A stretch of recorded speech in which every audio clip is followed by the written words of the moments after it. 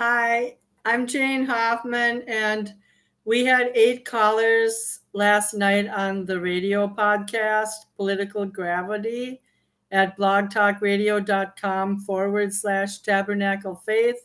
And I'm going to broadcast this radio episode because we had 2 awesome callers, one from Alabama and one from St. Louis, Pianke, who calls regularly.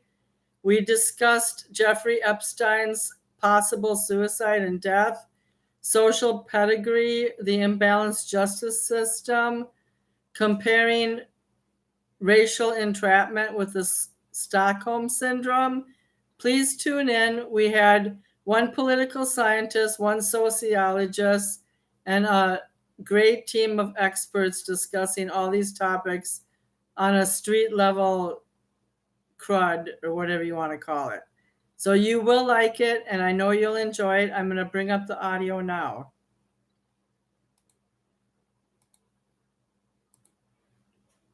So Jeffrey Epstein, who started out as a promising teacher, destroyed his life by one major vice, trying to attract and sleep with young women. Over time, he got the opportunity to make investments with wealthy business owners whose children attended his school. Yet he still blew his chances in the game of life by making moves regarding sexual trafficking and sexual exploitation. Several years later, after the Me Too movement got off the ground, he met his Waterloo and was awaiting trial in a Manhattan jail. Ultimately, William Barr is responsible for the Department of Justice and overseeing the criminal justice system. And there was apparently no major restrictions on his jail cell. Most people believe he was murdered, that he did not commit suicide. There's other false theories out there regarding he had a body double and it's not really his dead body and he got away. But beyond the theories, both Donald Trump and Bill Clinton are complicit, and they're both equally engaged in the past with Mr. Epstein. But the ultimate thing is that William Barr, Justice Acosta, and all these people have just a few degrees of separation. And in their own way, they're all complicit with knowing this Jeffrey Epstein creature. And if someone did kill him to protect themselves, then beware. Dave, I'm cutting to a song. Well, Don's on the line now, so I'll pull you in, Dave. Hi, Dave. How's it going tonight? All right. So, what did you think of Jeffrey Epstein's death in the jail while he was awaiting trial? Do you think it was a suicide or murder? I think it was a suicide. I mean that's not uncommon in situations like this, and it's easy because of his past to, I think, to make these speculations and conspiracy theories, but it's just because people want to think that. And my personal opinion is, I think he offed himself, and ultimately, I really don't care. The guy, I mean, dead or alive, he's. I did see a picture of him dead in the county hospital, or whatever hospital it was at. Yeah, I'm not a big fan of conspiracy theories, but John is a big follower of Q-drops. QAnon is like a conservative. QAnon is a conservative movement which has to do with theories of interconnectedness of top people who are wealthy and who might be guilty for some of the major crimes in our country. They named Bill and Hillary Clinton as the constant adversaries and behind the curtain and everything. So I think it's possible he was murdered. But if it was an inside job, like somebody, like one of the guards knew somebody who allowed it to happen, or maybe he just was ashamed and his reputation was shot, and maybe he did kill himself. With that, I'll pull in Don. Hello, Hi, Don. everybody. Good evening. How's it going? Hello, everybody. It's doing fine. I'm just sitting here wondering what in the world is going on. He's a billionaire, and Epstein basically was the cog behind the wheel of a lot of sex trafficking. But if you're a billionaire, you don't just kill yourself. There's something behind it that makes this just there's something behind this that's just shady. Well, I agree with you in the sense that he's made it through major hurdles in his life, and he probably had a survivalist mentality. Now, I don't know what his level of shame is, being Jewish and sinning, not in the Christian sense, but just having the shame of your name being wiped out. But who knows? Like, was it murder or suicide? That's John Yoder. Who killed Jeffrey Epstein, John Yoder? Well, I don't think it was Donald Trump or William Barr. I tend to lean that Jeffrey killed himself only because he didn't have any kind of plea deal. In other words, he wasn't young. Like if he was 30 years old, they could say, hey, we'll knock your sentence down to 30 years and you get out when you're 50 or 60. But as it is, he's 66. So there's no way they can give him 5 years for it. The public I thought he was 63. Yeah, 66. So, you figure if you give him even, lock it down from 300 years down to, 30, he's still dead. So he couldn't really give him information in exchange for a lighter sentence. So it would be a matter of just ratting out people. Now, the question is, though, where's the video on this, which would show a lot of stuff? And are they going to you show the body and do all the testing, or did he get swapped out? Now, that's an interesting question. Somebody said something about a body double. I guess your answer, John, was quite reasonable because you buy into a lot of the Q drops and QAnon. So, yeah, I can understand the suicide component just because, now this might sound slanted, but in Hebrew and Jewish tradition, once your namesake is smeared, once your name has no credibility, then it's a very shameful to have to live with that type of shame. Like, it's one thing if you rob somebody, but if sexual exploitation of women is pretty shameful. So maybe he did kill himself. What I would say, though, on top of that, it wasn't like just a suicide, like I want to kill myself. It was more like, I'm going to kill myself before I get killed, because he was a marked man. I mean, there's just name any powerful person out there. I mean, we haven't even gotten to the list. It's not just D.C., it's international, it's Hollywood, it's Congress people, it's people, and besides Clinton, of course, it's a list of people that would have no hesitation in eliminating you. So he was in New York, in the prison system, he was a marked man. It was just a matter of how much information was going to get out. And I think they have plenty anyway from the raids that they did. But one way or another, someone was going to get him eventually. So I'm not saying that he just wanted to kill himself. I think it's an issue of why spend the rest of your life looking over your shoulder, just get it over with. Or the guards did a deal. Well, I don't think he's noble enough to kill himself just to protect other powerful people. No, not to protect anyone. He would be, but I like the when he's going to go. I like the body double thing because I have no idea why people don't possibly implicate your president. He was a long-time friend of Epstein until about 11 years ago.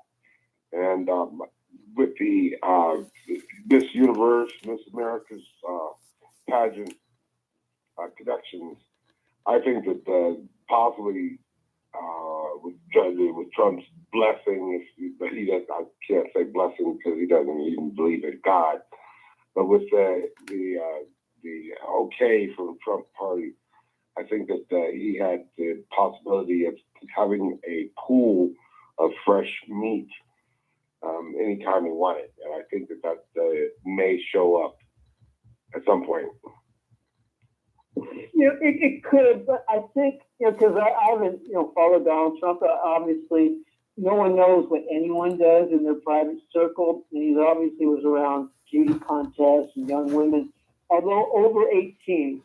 But I will say this, Virginia Roberts Joffrey, she testified, and this is the gal with their sex slave, said Trump never went to the island, never had sex with the girls, didn't flirt. He hung out with Jeff a couple times, but that was previous to, not after 2005. After 2005, the Clintons did get $4 million from Jeffrey, and they did fly in his plane several times after his first offense. Trump broke off with him and actually kicked him out of his Mar-a-Lago place. Interesting thing, Epstein won the Powerball 29 million Oklahoma lottery.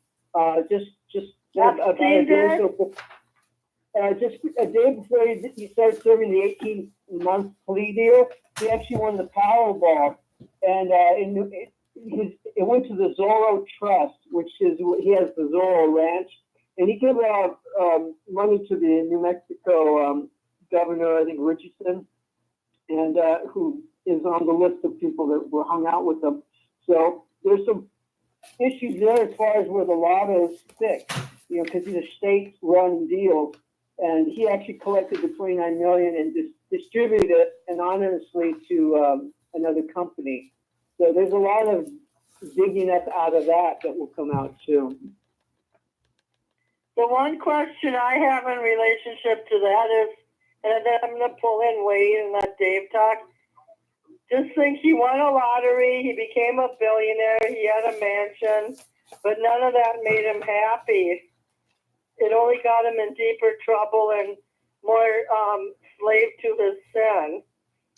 He actually bragged that he needed 3 orgasms a day. And he also had his goal at New Mexico was to have a perpetual group of gals pregnant. Like, he wanted to incubate and have a breeding. Well, this is very true if you research it. So he had talked a lot. He was into science and into genetics and into the. I have to interrupt you a sec. Ben's on the line and Wade, but Ben and Wade, I'll pull you in a minute. But how many children did he have, John? He had none. He had no success as far as what is known. No one can block things, them doing more. They can now investigate him without having proper warrants because there's no family to contest it. He has no more rights. What's interesting is that he didn't. That was his goal with the eugenics and with breeding. He wanted to have a 24-hour, constantly have a gal that was intimidated by him. Maybe he was shooting blanks all those years. With that, I'm going to pull in Ben. Go for it. Hi, Ben. Who killed Jeffrey Epstein? I don't think we'll ever know. I don't, oh, hi, everybody. It's really hard to trust stuff nowadays. It's difficult when we're supposed to have surveillance, when somebody's supposed to be on the most protected status that you can get in solitary confinement, suicide watch. And I heard a couple of guys. I saw something funny on social media. It said something like, "Suicide watch is not the forerunner to suicide prevention." Well, I listened to a couple of guys that were talking back and forth who had both been in the military, and one of them was talking about their protocol for suicide watch. They would check on the person. It was surveillance. They had surveillance cameras in the room, and they had somebody check on the person every 8 minutes or 12 minutes or 20 minutes. And it was never the same time span. It was always random, so the people couldn't get used to it. Wow. And he said, there's no way that he could have killed himself. He said, when you're put on suicide watch in solitary confinement, they replace everything that you could strangle yourself with. They give you like paper clothes and like paper sheets. Like, you cannot kill yourself. Exactly. I think more information is going to come out. Wade, you're on the line. Good evening.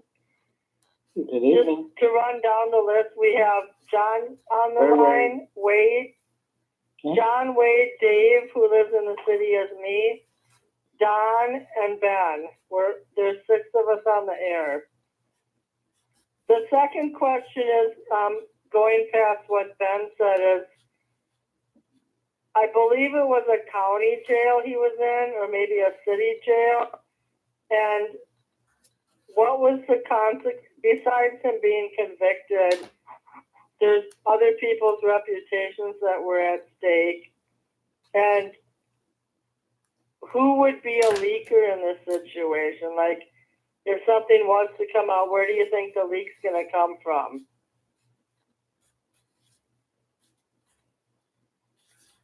Well, I don't think it's going to be. I don't think it's going to be the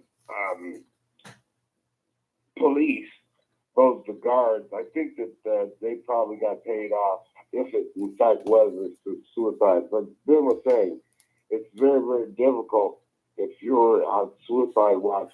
They said that they had 15-minute protocol checks, and it's very, very difficult from the one check to rough. I mean, apparently it was hanging. That was what's posted.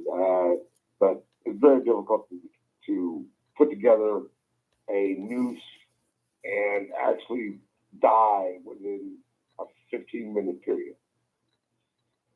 Also, nobody, I haven't seen any coverage on what kind of family did Jeffrey Epstein have? Did he have sisters, brothers, living relatives? He has a brother. It says that the autopsy is inconclusive, by the way.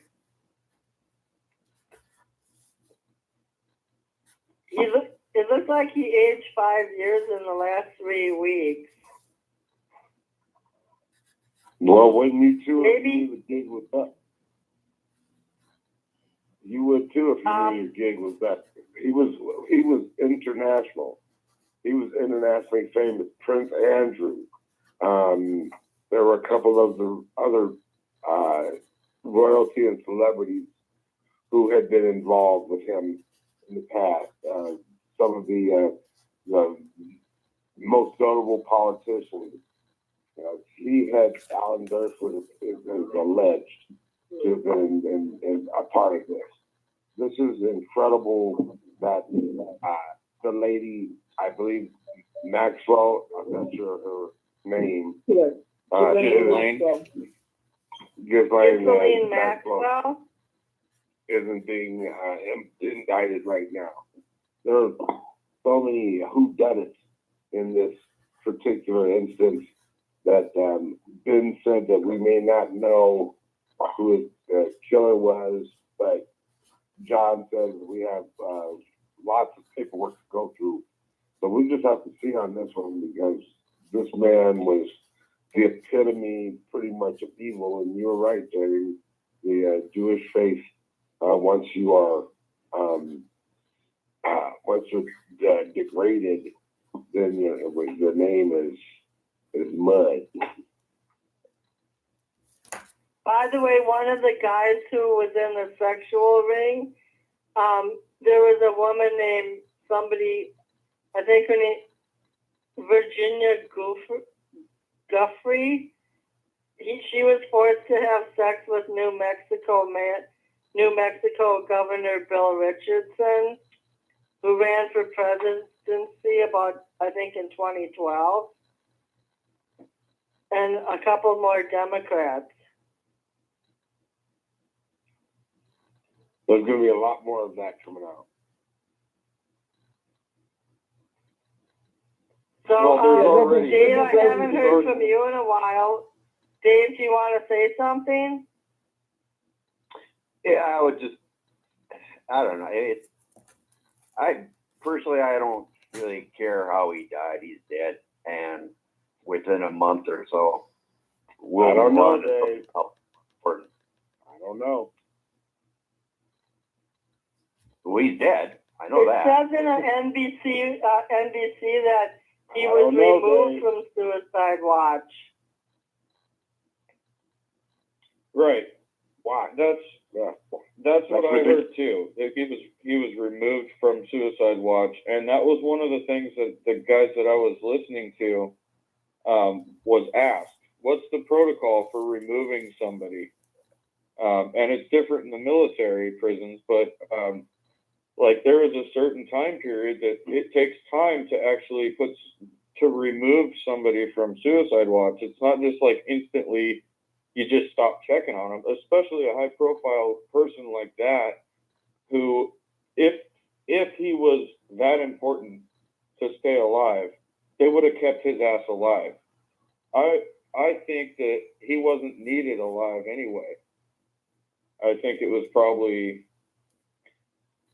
since I heard He had that they a pushed psychiatric the trial evaluation date. on July 29th, and they cleared Right, him from suicide.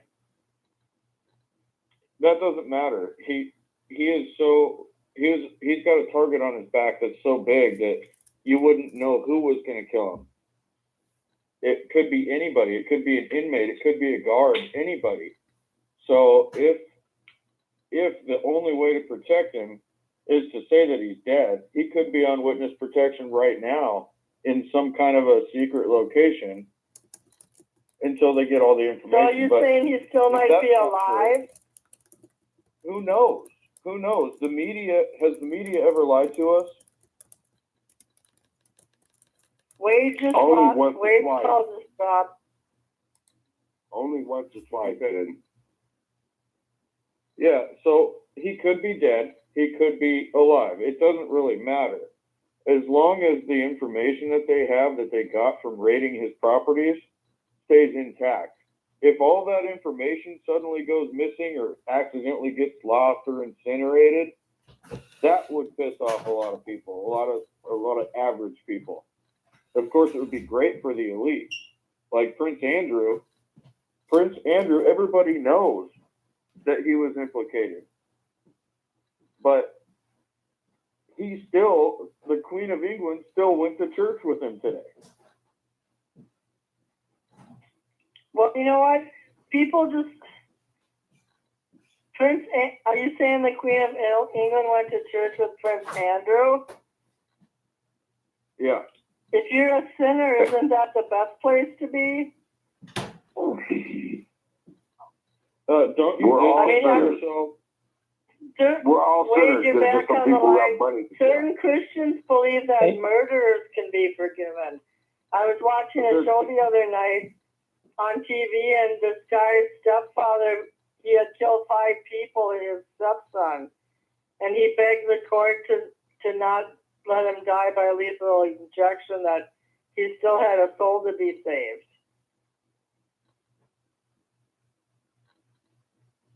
I mean, when do you think the last time Prince Andrew saw Jeffrey Epstein? Well, some people say they're sorry because they made it, and some people say they're sorry because they got caught. I don't think you'll ever find a honest confession among the elite or the royal. But I will say, I don't think any of this would be happening if Hillary Clinton was president. This has been buried and covered up and swept in the corner. Mueller did the deal under the Clinton to Obama. John, your phone's cutting in and out. John, your phone's cutting out. The thing is you guys, is that when Acosta had the chance in Florida to nail Epstein, he didn't. And I don't care who was in office as president, our justice system favors the elite and the rich. So we're not going to just blame a president. Everybody's guilty because of the structure of our legal system. Right, and it does say something that he was arrested. He was actually arrested again here and now. Back then, it could Do you have think been it had any more to number do of with the reasons. Me Too movement, or a certain group of No. people wanted the shit to hit the fan? I don't think it had anything to do with the Me Too movement. I think it had everything to do with who's in charge of the justice system now. So even Bill Barr is connected. He's connected to everybody. Epstein connects everybody together somehow. The degree of separation is much closer with that guy for some reason. And I have a feeling that his deal that he You took the got words by out of my mouth, Ben, because I was arguing with a conservative today on social media. Wait, Don, Acosta gave Epstein a sweetheart deal. Then Trump made Acosta a cabinet post. Julie K. Brown broke the Epstein story. Acosta resigns. Epstein goes to jail, commits suicide, and then he's on William Barr's watch. So I told my friend on Facebook that there's only a few degrees of separation between all these people. right, that's Go true. ahead, Don, or And- Wade, or Dave. No, I just wanted to say it again, as he might be the centerpiece of a lot of this. I heard on the news that Kevin Bacon was seen around the prison at the time of his death. They just kind of wonder about that separation there. Well, that's kind of weird, because I saw Kevin Bacon 2 nights ago on the Jimmy Fallon show, and he was flying in the plane with homemade yams. So it's surprising that See, there you he's back go, in New York. right there. Guilty. Kevin was in that movie. He said, "I like, am what I Invisible. am." He was in that movie. Maybe like, he was going to Invisible. shove a yam up Jeffrey Epstein's ass. We have a guest caller from the Philadelphia area. I'm going to pull them in. This is Jane with 6 co-hosts. Who's calling this evening? Hello? Hi, 205. Do you want to talk or just listen? Oh, I'm sorry. You said he was calling in from Philadelphia. That's not a Philadelphia area. I didn't know that. Oh, you okay. were What's the 205 area code? Alabama. Did you want to comment on tonight's topic, revolving the Yes. mystery of Jeff Epstein's death? Yes, I believe that there's too many. What's happened to him is, if you look at the variables and look back through history, you will see that events like this have happened many times. I believe that the powers, they didn't want to be exposed because the people that are behind the scenes that run government are very different people from who we think they are. If you notice, for instance, in the media,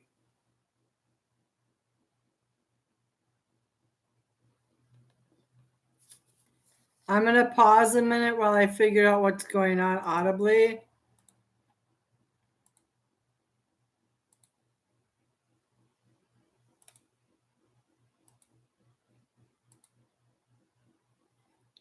So tonight's topic has to do with, we're looking into the social stratification of why Jeffrey Epstein died and why he had to die suddenly.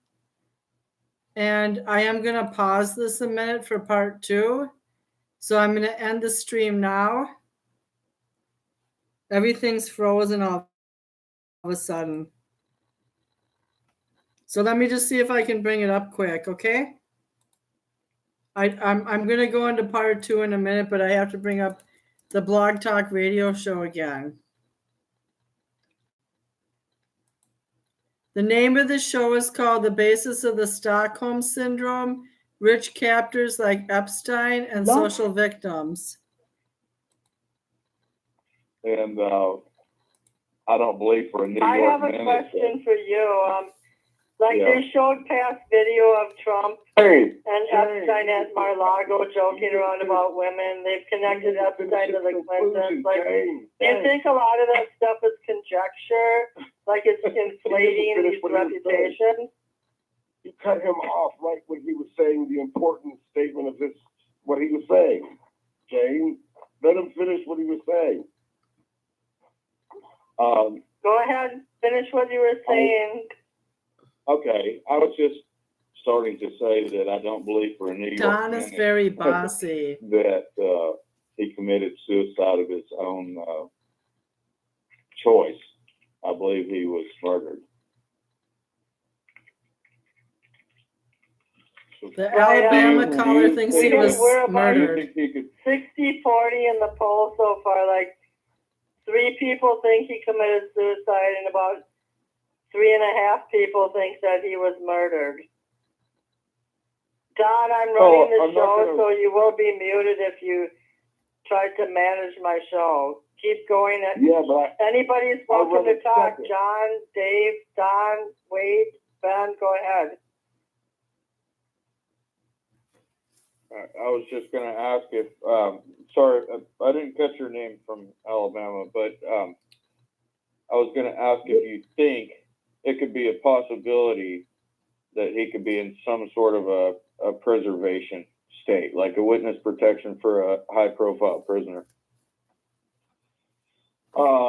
It's possible, but seeing how many documents they released and that there might be more, I mean, the way that I look at Epstein is because of, I mean, he had connections to politicians all over the earth. And for instance, it's probably not well known that Wilson, when he was running for president, it was discovered that he was having an affair. Well, at that point, that time, that was just such a serious thing that it would have ruined his chances to win the presidency. Well, a group of fellows got together and they went to him and they said, look, we know about the affair that you're having. And they blackmailed him. They said, we'll help you win the presidency and keep this covered up, So they did. They poured a lot of money into his campaign and he won. Then, of course, Wilson is the one that signed the Federal Reserve into being, and it's neither, it's nothing federal about it. It's privately owned. Interests outside of our government control it. Yeah, that's true. So- As well, there's a lot of behind the scenes history that's actually documented that isn't part of mainstream history that's taught, like the business deal that with Prescott Bush. Nobody knows about that. And what are the odds of somebody committing treason and then their son becoming president and his son becoming president? Well, those are some odds. What kind of aren't they? treason? The business deal. Have you ever looked that up with Prescott Bush? He tried to create a military coup and it failed. And nothing ever happened to him. He was never prosecuted for it. And his son I ended think up I being did read about that. head of I the did CIA. read about that. He had an interest in Union Bank, and they were raising money for the Nazis. And but here's what's weird. Apparently, it became known somehow, and instead of prosecuting him, they made him sell his stock in the bank, and apparently made quite a profit on this stock. And it was a large sum of money for that time, and this formed the basis for the family wealth. And, I mean, I do how think is the it Bush family, all in all, though, is they have. After I read about after George Sr. died, they did have good family values. Maybe they did have their hands in a few dirty pies, but they did. God. I do think George God. Bush Okay, Sr. did try to God. faithfully Okay. tried to serve the CIA. Oh, God. Oh, Hey, I'm No, a if you- Democrat, if you so you look should at- be giving me kudos for saying that. no, I'm what? not going to give you kudos. I'm not going to give you kudos for not doing any more research. To think that he was a good person after all the controversy, starting with Prescott Bush and his connections to the Nazi money, if you look at Bush 1, so Herbert Walker, and his connection to possibly taking out Kennedy and then changing the course of history, that allowed him to become president and his son to become president. Imagine the world that we would have if Kennedy wasn't assassinated. And Well, to I not do even think think that about they that, screwed Al that's Gore the big- over in election to take 2000, everything- Bush v. Gore. Jane, to take history at face value like you're supposed to do is doing a disservice. You need to actually dig and think about who is in charge. Even if we can't make a difference, you have to at least understand the possibilities without being afraid to be ridiculed for being a conspiracy theorist, because they've blown that out of proportion. Okay, Thank I you, know Jen. that the Bushes had dirty ties with the Saudis. They also made profits off of Halliburton, but the fact of the matter is I just gained a little more respect for George H.W. Bush after he died, because I read about his service in the CIA and when he was in China, and I don't think that he was malicious back then. Oh, yes, he was. Well, if you choose to, like most of us, we believe, I'm not saying that you're an ignorant person, but when I was confronted with that, when I was confronted with how ignorant I was about the way things really work in this world, I became so sick I thought I was going to throw up. And that's really the way it is. There's so much that's been hidden from us that we just, I think. Well, I'm not Jay, naive. What's your first name, Alabama? Sure, yeah. By the way, Yeah. Bianchi is back on the line, but I want to say something first. I would like to say that I am not naive. I know about what we did in Guatemala and places like that with the banana trade, how we exploited the hell out of people. I know that England and the U.S. tried to overthrow Mossadegh in Iran in the 50s, along with Norman Schwarzkopf's father. It was a coup d'etat in Iran for their only living democracy in the last 100 years. I know all about all the corruption. It's just that I think, I know Ben's not going to like what I say, but with my disgust with Donald Trump's behavior and his lack of etiquette, I didn't like George Bush Jr. when he served as president, but I felt like the Bushes were a close family that cared about each other and their children, and I gained a little more respect. That's all I'm trying to say. I'm not saying they weren't corrupt, but let me bring Bianchi in so I can take myself off the hook. Hi, is this St. Louis on the line? Hello. Hi, is this Bianchi? Yeah, see, how are you? Good, how are you? There's about 7 people on the line, and I'm going to let Don take over for a while, and Don or John or Ben, and we're talking to someone from Alabama about the corruption of United States history and the relationship that exposes the Jeffrey Epstein death to. His name is Bill. Well, you right? know, huh? Yeah. You know, Prescott Bush sat on the board of Riggs Bank, which was a bank in Washington, D.C., was known for helping the crypto-cap leaders or clean money up that they deposit there from the state's treasury. But I want to say something about George Epstein. And this can be very serious. If he knew that if he talked or revealed the names of individuals, he would have got killed. So why did he commit suicide? Why didn't he just go ahead and reveal the names, then got killed? If being killed was going to be the ultimate thing. That's what we're conjecturing right now. We're trying to figure this out because I agree with you in a way that I don't think that he had either the guts or the opportunity to do something like that. I just don't believe it.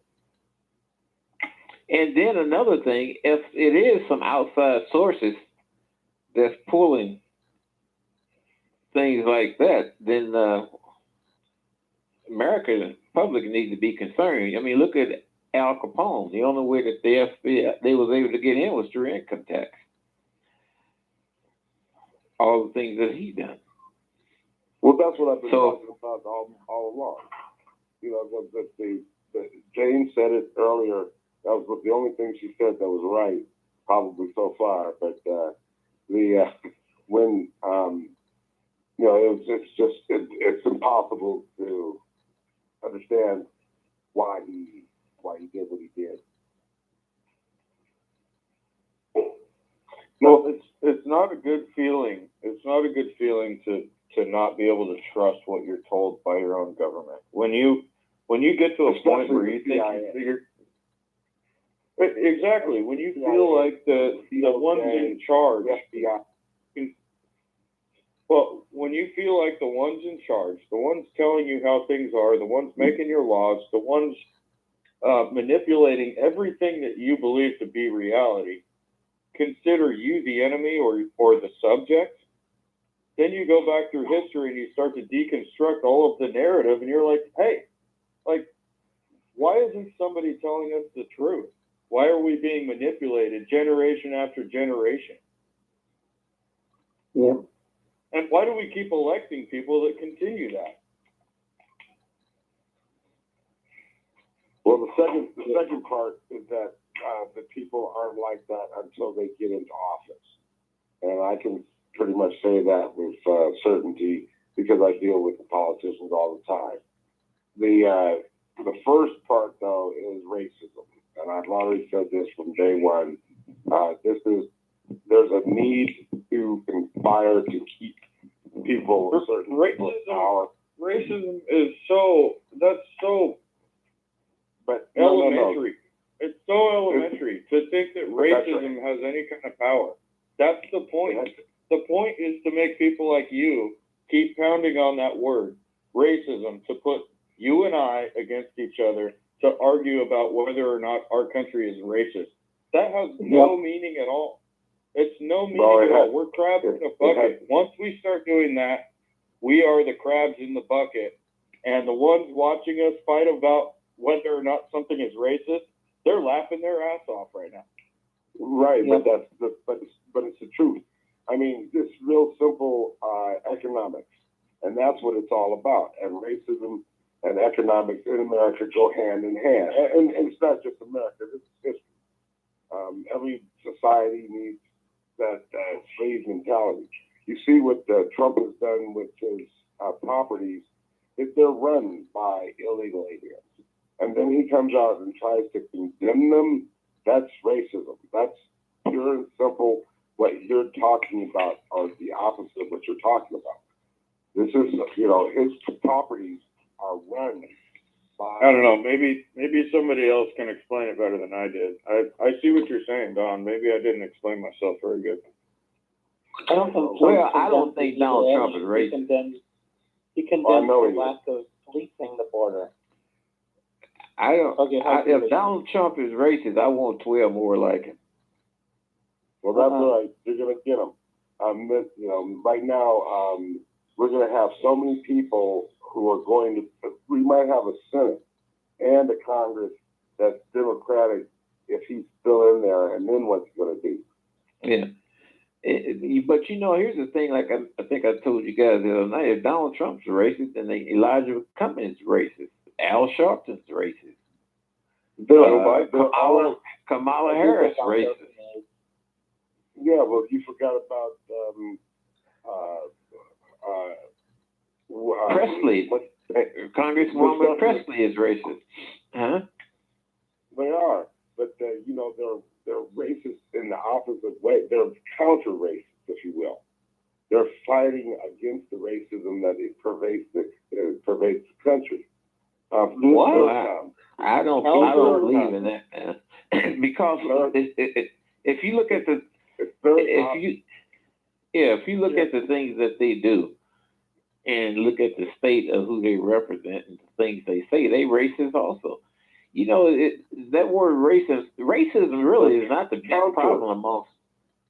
Well, racism is not the big problem of African Americans. It's not. It is. Their problem is one of the bigger problems that they have. The two to come to mention is education and economics, and they both go hand in hand, especially education. Segregation is racism. You've got college sports that control the economy in many states, and those who's segregating who, Don? Who's segregating who? Well, it's white segregating whomever, the minorities. They're leaving them in that's the not inner true. city. That's They're leaving not them. true. There are very few people that want to live in the inner city. They call them ghettos for a reason, but they're prisons. They don't want to live there, but they're just there because of the crime, headlining, and other police decisions. Yeah, but Don, de facto segregation is not racism. That's when people do things based on choice. It's forced. It's not based on choice. I don't live in the inner city because there's no way in hell I would want a police presence constantly around me and my signs and my fees paid for the city services. The cities are paid for. Ferguson, St. Louis, they're paid by the police and racist tendencies. That's how they survive. All right. Yeah. I would agree with Bianchi that racism is pretty much inconsequential. It's not a real problem. It's a figment, and it's a profitable problem because we can get people like Don to think that it's a real thing, and we can pour money into things that he's working on to make it real. But it's not real. I work for me. I don't work for anybody. I trust no man. But when you are paying college, when you're not paying college kids, an education, a $50,000 education is nowhere near the You're telling me that's generated by the college athlete.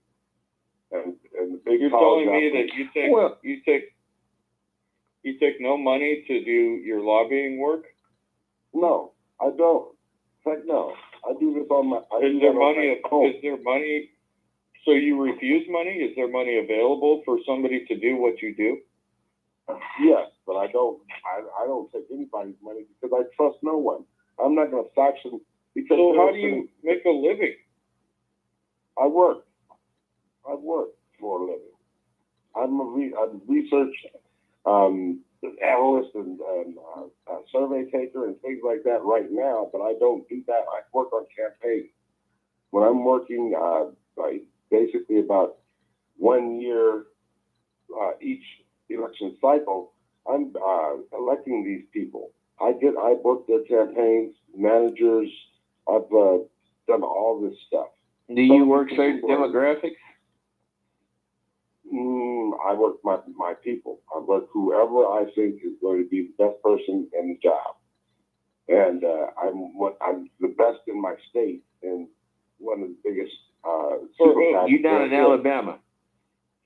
Oh no, I'm not in Alabama, and I'm not in South Carolina, and I need to go there because those people are the people who need me most. I'm in Nevada, and we are leading the country in many things that the country needs to look at and needs to undertake. But for the most part, those other places, I'm so sorry for people who live in those places because the way that they're treated is they treat people as immoral. And one of the things that I kind of agree with in God's great plan is that there's going to be retribution, and that's part of what the storms were and tornadoes and bad Don, I food. think you need to kind of cool it because some of the things you're saying is verging on the reason why come they would deny you from having a weapon. I don't care. He's delusional, man. No, He's starting to no, I don't become care. delusional. I'm one of the leaders. I'm the vice president of the Reno Sparks area ACP. Well, that right there tells you. You know, I wouldn't join that organization because it's anti the things that okay, we talk about, and I don't want to take over this show, but let me say this: if you talk about racism and you associate it with economics, well, one of the things that affect the economics of your inner cities is the education. And the NAACP is totally against the options that blacks, when surveyed and polled, and I can add Latinos in there too, that they say they want to have that choice themselves. And the NAACP, influenced by the NEA, the National Education Association, AFP, American Federation of Teachers, they are influenced by those organizations to quell any efforts and movements that blacks put forward and try to achieve that through state legislation. Well, that's wrong. You're absolutely correct about that because you're absolutely correct about that because they want the public schools to be stronger than they are because of the inordinate number of minority kids that are still in the inner city. But do you see where the problem is, Don? You're involved with an organization that doesn't want the freedom of choice. You want the freedom of choice for other things. There is no freedom of choice when your choice is privatization. That's what by using public money. That's not choice. That's a rationalization. You use your own money. You do have choice. People can go ahead and pay their money. Well, you just say that they don't have the money. But they don't have the money because they don't have the ability to get jobs to make the money. Well, they don't have the education. Let me tell you something. Look at this. Hey, look at this. If you go on, wait a minute. If you go on the National Society of Black Engineers website right now, nsbe.org or .net or .com, they have over 9,800 jobs that's been posted, some as long as 3 hours ago, that's not being fulfilled. And they specifically go out and try to steer, help, and educate young African Americans for the STEM field to make sure that they can hold their own when they reach certain levels. The NAACP works against those things. Now, I'm not saying the organization is totally wrong because they do have a legal wing that's pretty good, but the rest of it is remarkably ridiculous. They pro-abortion. Right. I mean, how could you work for? You do what you want, but how could you work? You know, it's the old cliche of taking one step forward and two steps backwards. There's no way in the world that I could support someone who is basically working against my interests. They're against the Second Amendment. I could not Right. support someone that works for the NAACP who turned around and supports politicians who is anti-gun. And they leading the way with this ridiculous stuff that the Democrats are trying to throw into the mix about mental conditions having to do something with whether people should have guns or not. You know, if that was the path, no blacks hardly would be able to have guns. They don't. They don't. It's a Stockholm. Legally. It's Stockholm syndrome. It is Stockholm syndrome in a way, but the thing is that I don't agree. First of all, I don't agree with not in a way. But Not just in a way, Don. It's a Stockholm syndrome because if you go all the way back to Margaret Sanger, you would understand what you're dealing with. which I do. You're supporting it. She started eugenics, which was, and that's why I say I don't agree with everything that the organization said, but I do agree that they have brought a lot of blacks out of the out of the shadows, if you will, and given them the opportunity to have a say anyway in what's going on. That's it's the overall ideology and the effect. Now, I don't necessarily the abortion part. I don't necessarily know if I agree with it anymore, except for the fact that I did. I'm one of the first people who testified for the woman's right. That's the question that I have. Yeah, the damage been done.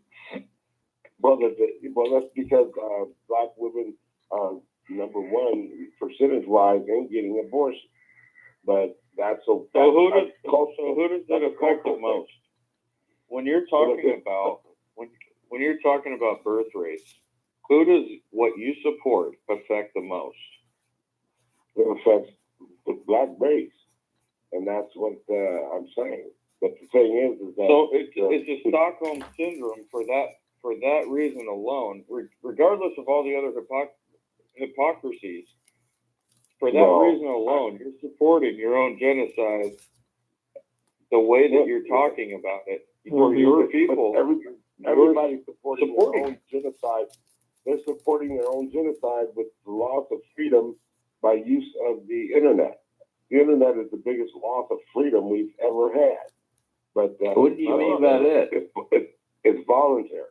It's voluntary. Everything that you do, if you have any kind of Alexa or home unit, or every keystroke that you make on your computer is documented.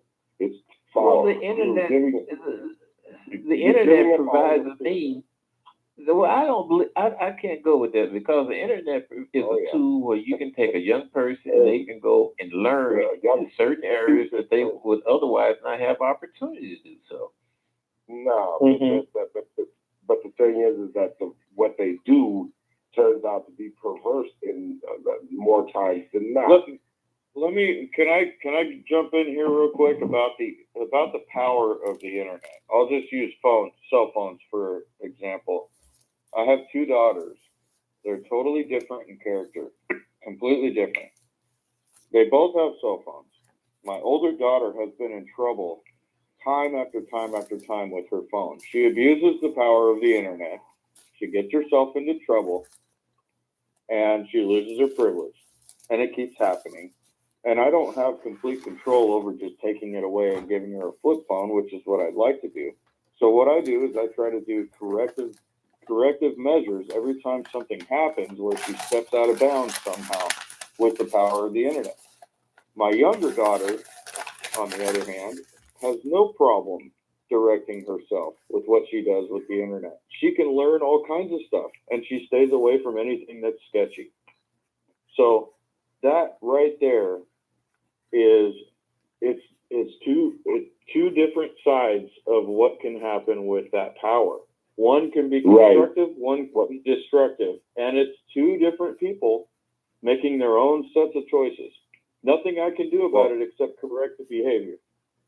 Well, the thing is, though, is that first of all, it makes really stupid people think they're smart, which is hugely dangerous. And the other thing is that this gaming and all the ancillary benefits, if you want to call it, from the internet is completely destroying a whole generation. Sitting around playing games and but why do the parents permit the kids to do that? Right. Because the parents are looking for the new babysitter. They want entertainment. All right. Well, then listen to what you're saying. So you're saying that we should throw the internet out because you have some dysfunctional parents in the world that's not directing their children into positive, progressive things, but letting them just run buck wild. It's not just the parents and the kids. It's the parents themselves. I mean, they were the ones who built it. The generation behind mine was the one that built it. If I were had my brother that built what? It built the internet, built the computer. I don't understand what you're talking about on that one. Okay, I know, because you don't remember. Maybe I don't know if you're old enough to remember when the days that we didn't have computers. We had rotary. Donna, you letting anybody else talk? I used to build computers with heat kits way back when, man. So I really don't understand what you're talking about. I'm sorry. Well, that's all right. Like I said, I've got a son who, we go at it all the time because he's one of the CFOs of the Western region for Salesforce. And I tell him, all right. And, we're at odds because I have these old ideas that I testify in front of my school board all the time and in front of the state legislature all the time saying we need to go back to books. All the science is saying that book learning is much better, better retentive than it is with the computer. And I don't know what you don't understand, but that's all right. That's you. My bottom line is that I've seen these things. I've seen these genesis of what has come about, and the computer is destroying.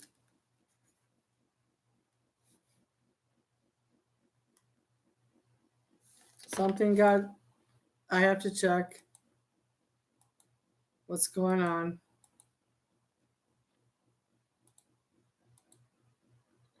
Our life as we know it, and that's just a fact, and everybody knows it. Back on schedule. Yeah, and now the schools Books are or the internet? Should requiring kids read from students and parents to have to log in to know hardcover what's going books? on with their classes. There's no books, there's no curriculum being sent home. It's all online now. So where's the school choice there? It's illegal to teach cursive writing, so you can't sign contracts. You're going back in time.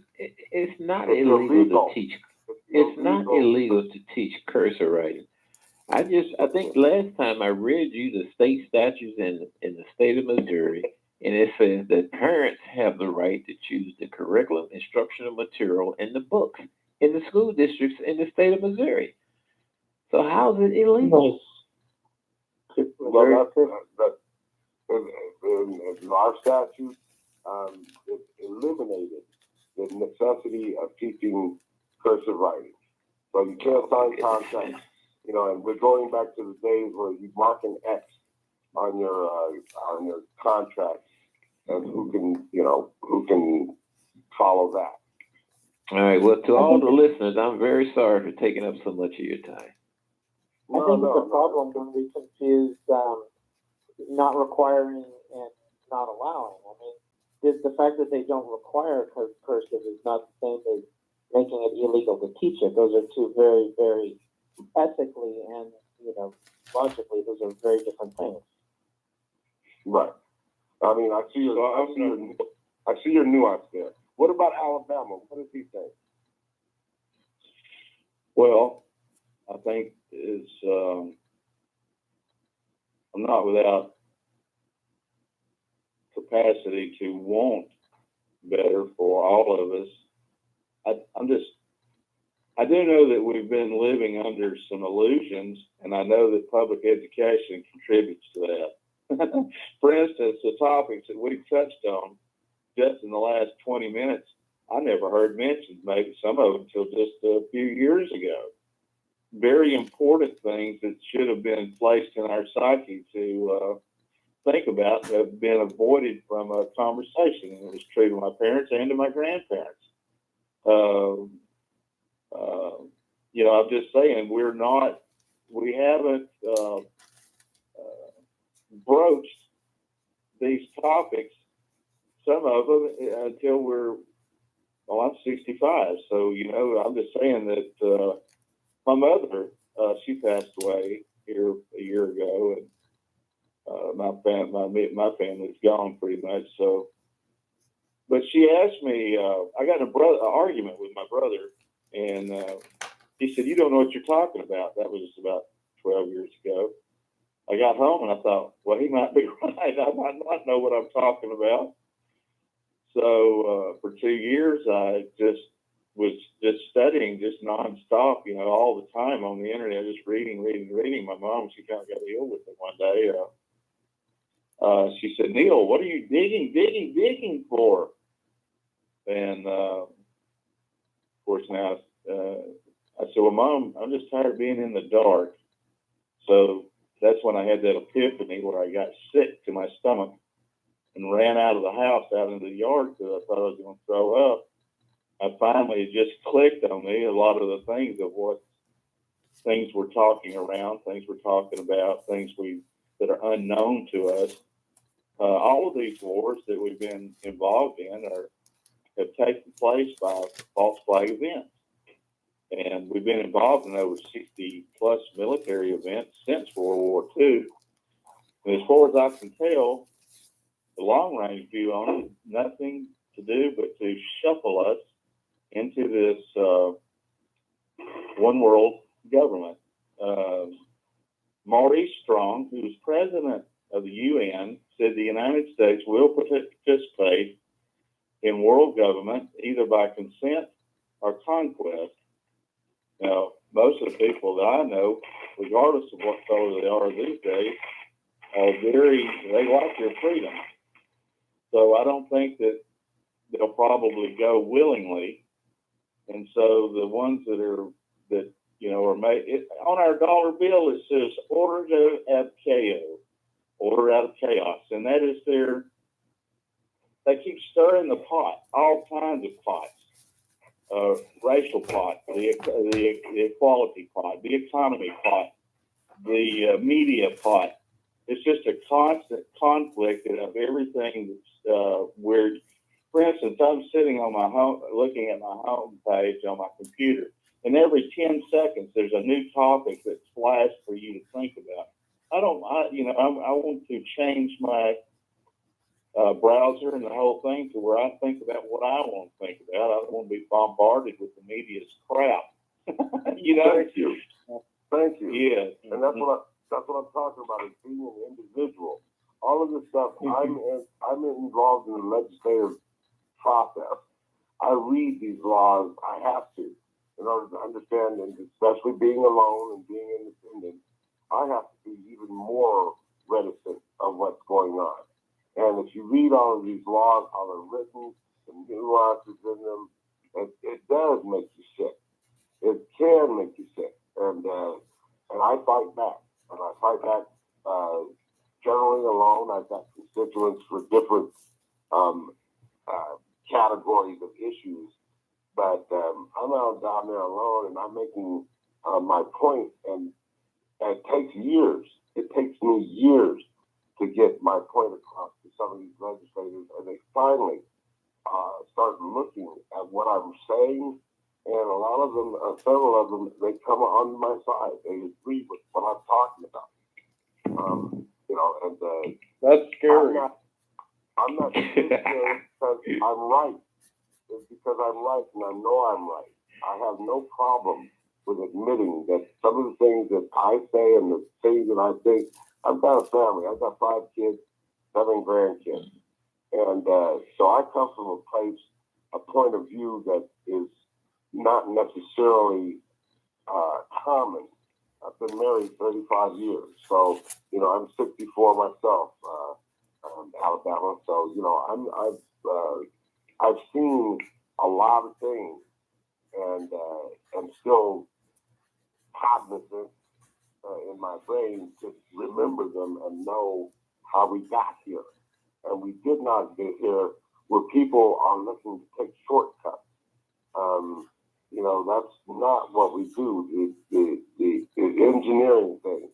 If you want to be an engineer, it takes years of education to get to be an engineer. You have to have, you know, generally a master's and more. And that Well, that's a good word.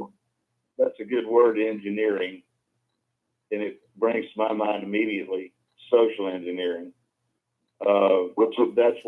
That's something that's being done to us collectively, regardless of your ethnicity. I'm just saying that the people that are running the show, that truly are running the show, they're not like us. The Bible says that there are people in the world that are so evil that they can't sleep unless they're doing evil. And most of these people work behind the scenes in government. So they're not someone that you can reason with. They're not interested in that. They're really only interested in power.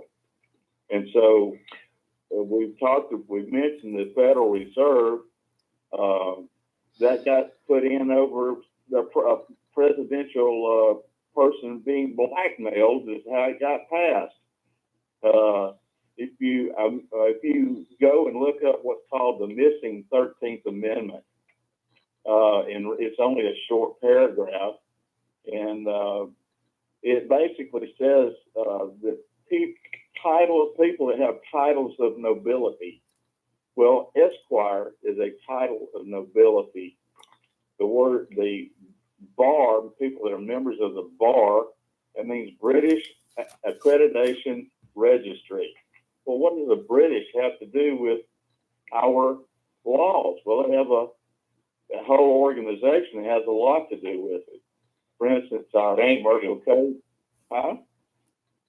Thank you. I've brought this up before. We didn't stay on this topic, but I'm glad somebody else knows about it. Well, I'm sorry to tell you, we've really gone far afield of Epstein, but which is what it all ties together. It all ties together. If until a president can get away with it, Epstein is nothing. You know, fellas, if you think about it, the Federal Reserve, why do we have a Federal Reserve paying them interest for what they do when they direct the Treasury to print up money? Well, the Treasury can do that themselves, leaving us void of having to pay interest. It doesn't make sense. Well, that's right. Now think about this. Now, I know a little bit about it, and I don't want to talk all the time either for any of you, but it costs 8 cents to make a $100 bill. So on paper, which is what it is, paper, they take $8 to make that $100 bill out of circulation. The money is immediately a debt owed to whoever owns the whole process of printing our money. This system of fiat currencies we were warned against, but we weren't taught that we were warned against it in school. So then you get to be an adult and you find out that the Federal Reserve, that there's nothing. Hi, this is Jane. I'm the host of Political Gravity. Tonight we had Ben from Washington State, Wade from Chicago, myself from Duluth, Minnesota. We had, I thought his name was Brad from Alabama, but I think it's something else. Don from Reno, Nevada, and Dave from Duluth, Minnesota. We had 8 callers. We also had Pianke, a special guest who joins our show regularly. He's very intelligent and an awesome stimulator for conversation. I'm broadcasting the second half of the show tomorrow night. I hope you enjoy this first segment of our radio broadcast that was aired Sunday night from Duluth, Minnesota. It was aired between 11 p.m. Central and 1 a.m. going into Monday, August 12th. Thank you for listening.